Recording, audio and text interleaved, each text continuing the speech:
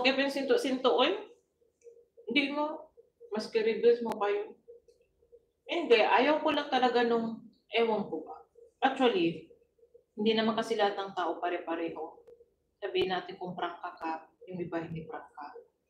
Yeah, okay. Pero wag ka magsisinungaling. Tapos, yung akin lang kasi, kung gusto ko man magkaroon ng kaibigan, syempre, sino may ayaw magkaroon ng kaibigan? Gusto ko magkaroon ng kaibigan. Pero, syempre, iba-iba kayo ng pagkatao. Hindi naman pwede kung anong ginagawa mo, ginagawa niya rin sa'yo na ibabalik din niya sa'yo. Hindi rin naman pwede yung ganun. So, ang ayaw ko lang talaga yung, ang tawag nito? Hindi ko rin ma-explain.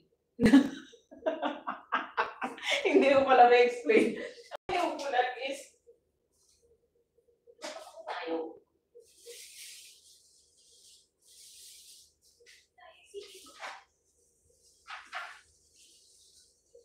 Dadali mo daw sa pakulit. Basta ayaw ko ng sinungaling. Tapos ayaw ko din yung plastic. Pag galit ka, sabihin mo sa akin, galit ka. Ganun. Kantahin mo ako, ayaw ko marinig sa kabilang barangay. Ayaw ko talaga. Pwede mo kasi sabihin sa akin, bakit kailangan ko sabihin sa kabilang barangay. Dapat tayo maging magkaibigan, kung doon ka palang magkipag-usap sa kabilang barangay. So ano ako? Kumbaga sa boyfriend, panakit butas ako. Hindi naman pwede yun. Pwede naman sabihin sa akin. Kahit masakit. Tapos, pag masakit yun, pag-uusapan natin yun. Kahit ayaw mo, wala kang choice. Siyempre, kinaibigan mo ko. So, wala kang choice. Pag-uusapan natin yun. Mag-aaway tayong dalawa.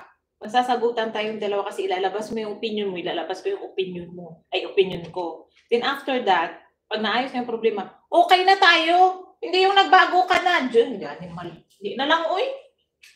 Ayoko nang ganun. Basta, ang tawag nito, yung pag naging okay na yung problema, na pag-usapan na natin, after that, okay na tayo. So, kalimutan mo na. At least may natutunan tayong dalawa na, ay, hindi niya pala gusto yung gano'n. Tapos may isip ko, ay, ayaw niya pala nung gano'n. So, marirealize ko na. So, okay na. Tapos, parang, okay na tayo. Kaya pinag-usapan na natin yun. Yung matured ba? So, okay na tayo. Hindi yung mafe-feel ko na, ay, iniiwasan na niya ako. Ay, ano na siya, nagbago na siya. Kasi nga, nag-open up ako sa'yo. Kasi nga, pinag-usapan natin yung problema. So, magbabago ka na sa akin. Friends yun? Ayoko nun. Kaya mahirap akong kaibigan. Mahirap ako pala kaibigan. Kasi ganyan din ako sa karelasyon ko. Yung, yung katulad ni Jo, sabi ko nga sa kanya, sabi ko, Mine, pag nag-uusap tayo, pag may problema tayo, pag nag-open up ako sa'yo, kahit masama or masakit, nag-open up ako sa'yo. Kasi ayoko na sa iba mo marinig. Or di kaya, bigla kitang iniwan, pero hindi ko inumpin sa'yo kung ano talaga problema. Sabi ko nga. Pero after that, sabi ko, pag naayos na natin problema, okay na tayo. Sabi ko, so after that, okay na kami. Diyos ko, dahil lahat ino-open up ko kasi hindi ako magaling magsinungaling. Promise, hindi ako talaga Tapos madali ako makalimot. Tulad ng may sasabihin ka sa akin, tapos sabi na, huwag mong sasabihin yun na, sus, minsan nababangkit ko yun. Kasi wala lang yun sa akin. Kasi nga hindi ako mahilig magsinungaling. So, ang ending, tinatago mo pala na ibuko. Na ibuko ko.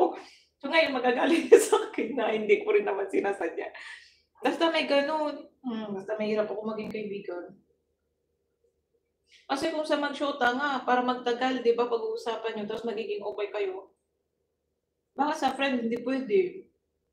Mag-aaway lang tayo, pero it doesn't mean magbabago ka sa akin. Dapat kung sinto-sinto ka nung nakilala kita, hanggang sa dulo sinto ka lang. Ganun. Add pa rin.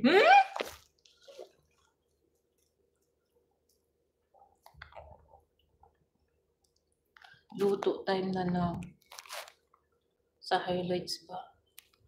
Hindi, may highlight ako kanina. Wala na ba yun? Dalawa kayo yung highlight ko, man. Dalawa yung highlight ko, man. Yaan ko lang.